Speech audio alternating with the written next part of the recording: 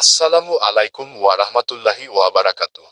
প্রিয় শ্রোতা বন্ধুরা, আজ আমরা শুনব আল্লাহর রাসূল হযরত মুহাম্মদ সাল্লাল্লাহু আলাইহি ওয়াসাল্লাম এর জীবন থেকে নেওয়া অত্যন্ত হৃদয়স্পর্শী একটি সত্য ঘটনা। এই ঘটনাটি প্রমাণ করে আমাদের নবীজি শুধু মানুষের জন্যই নন, বরং পশুপাখি এবং সমগ্র জগতের জন্য ছিলেন এক পরম রহমত বা দয়ার সাগর। একদিন রাসূলুল্লাহ সাল্লাল্লাহু আলাইহি ওয়াসাল্লাম একটি পাহাড়ের পাশ দিয়ে যাচ্ছিলেন।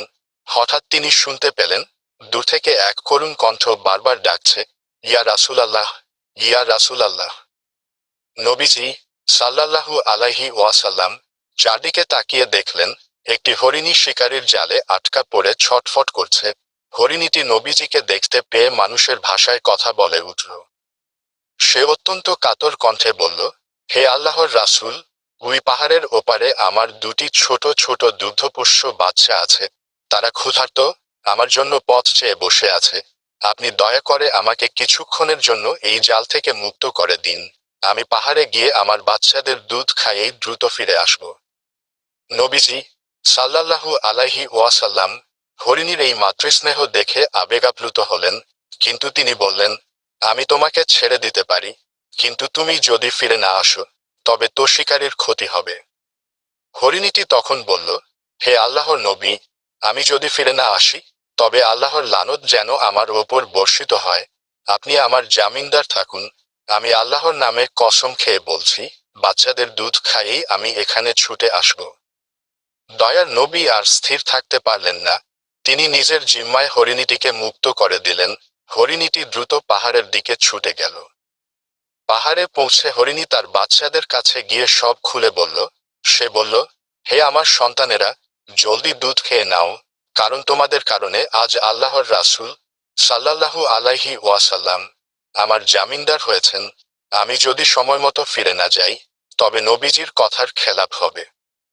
মায়ের মুখে এই কথা শুনে ছোট ছোট বাচ্চা দুটি দুধ খাওয়া বন্ধ করে দিল। তারা বলল, মাগো, যে নবীজির উশিলায় আমরা আজ আল্লাহর রহমত পেলাম, আমাদের কারণে সেই নবীজির আমানতের খেয়ানত হতে পারে না। আমরা আর দুধ খাবো না, তুমি এখনই নবীজির কাছে ফিরে যাও। সন্তানদের কথা শুনে হরিণীটি আর এক মুহূর্ত দেরি না করে আবার তীব্র গতিতে সেই শিকারীর জালের কাছে ফিরে এলো। এদিকে রাসূলুল্লাহ সাল্লাল্লাহু আলাইহি ওয়াসাল্লাম শিকারীর জালের পাশে দাঁড়িয়ে অপেক্ষা করছিলেন। ইতিমধ্যে শিকারীও সেখানে চলে আসে। নবীজিকে দাঁড়িয়ে থাকতে দেখে এবং হরিণীর এই অলৌকিক বিশ্বস্ততা ও সততা নিজের চোখে দেখে শিকারী স্তব্ধ হয়ে গেল। তার চোখ দিয়ে অশ্রু গড়িয়ে পড়ল।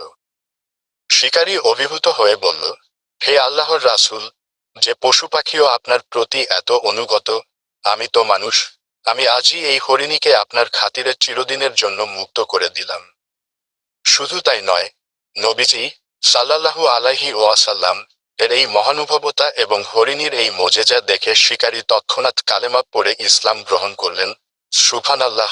এই ছিলেন আমাদের প্রিয় নবী সাল্লাল্লাহু আলাইহি ওয়াসাল্লাম, যিনি শুধু মানুষের অধিকারই প্রতিষ্ঠা করেননি, বরং বোবা পশু পাখির আর্তনাদও শুনতেন এবং তাদের প্রতি দয়া দেখাতেন।